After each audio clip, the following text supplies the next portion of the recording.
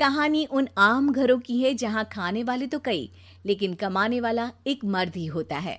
बावजूद इसके उससे उम्मीदें कम नहीं होती। देखिए जी, सामने वाले वर्मा जी कैसी अच्छी तरह से सफाई करते हैं छुट्टी वाले दिन अपने घर की, और एक आप हैं। अरे यार, उनके पास कार है, ऑफिस पास में है और हफ्ते में 2 दिन की छुट्टी होती है, तो फर्क तो पड़ता है ना। मेरी तो शादी ही गलत हो गई। अरे कोई मस्त लड़का मिलता, कमाता भी, घुमाता भी, घर के कामों में भी मदद करता, लेकिन नहीं जी, हमारे वाले को तो कमाने से फुर्सत ही नहीं, और कमाई भी ऐसी कि कोई जरूरत पूरी ही नहीं हो रही है। सुनील बेचारा शीना को देखकर सोचता है कि शीना सही कह रही है। देखने में सुंदर है, घर का सारा काम कर लेती है, उसे तो कोई भी अच्छा लड़का मिल सकता था। क्या सोच रहे हैं? भागने का इरादा तो नहीं है? अरे नहीं मेरी प्यारी बीवी, मैं तो नहीं, पर डर है कि तुम नहीं कहीं भाग जाओ मुझे छोड़कर।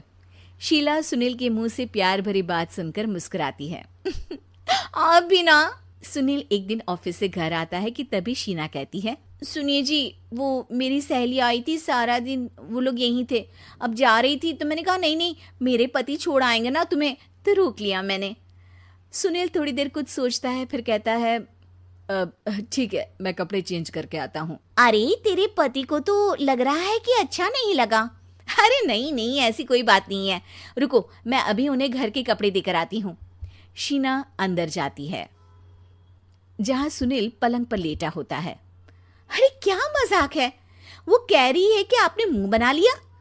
सही तो कह रही है, सुबह से अब ऑफिस से लौटा हूँ, एक कप चाय का तो पूछा नहीं, 20 किलोमीटर जाओ और आओ, और फिर कल उसी टाइम पर ऑफिस। अरे यार, मुझे गाड़ी चलानी आती ना तो बोलती भी नहीं आपको, और कौन सा रिक्शा खींच कर जाना है आपको।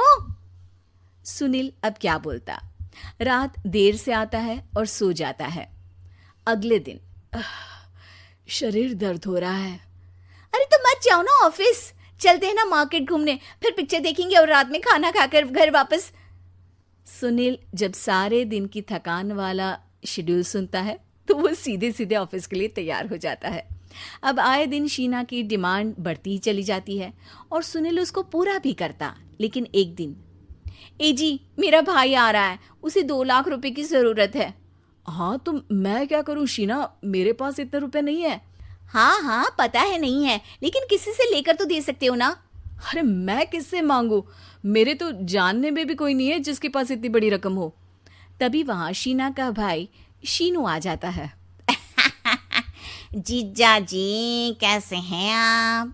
अब मैं ठीक हूँ शीनू, अचानक इतनी बड़ी रकम की जरूरत कैसे पड़ गई? अरे जीजा जी, वो बिजनेस शुरू किया ना, तो उसके लिए पैसे की जरूरत है, काफी हो चुका है, थोड़ा पैसा बचता है तो मैंने सोचा आपसे ले लूं।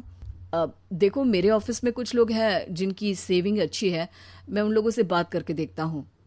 सुनील ऑफिस से किसी से पैसे लेकर शीना को दे देता है।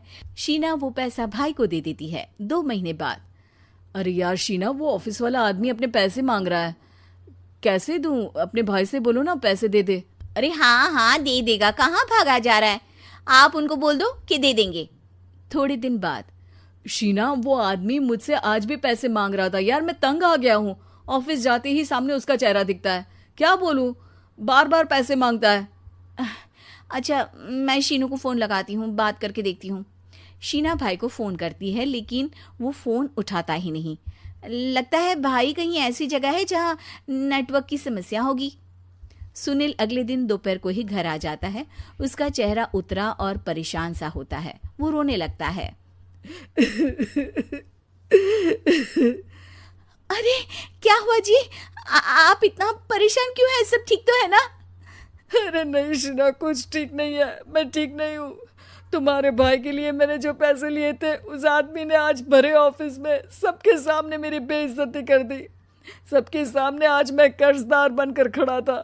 मैंने हर वो प्रयास किया घर चलाने के लिए जो मैं कर सकता था, लेकिन अब नहीं होगा। वो फिर रोने लगता है। अरे आप तो औरतों की तरह रो रहे हैं, मर्द हैं आप।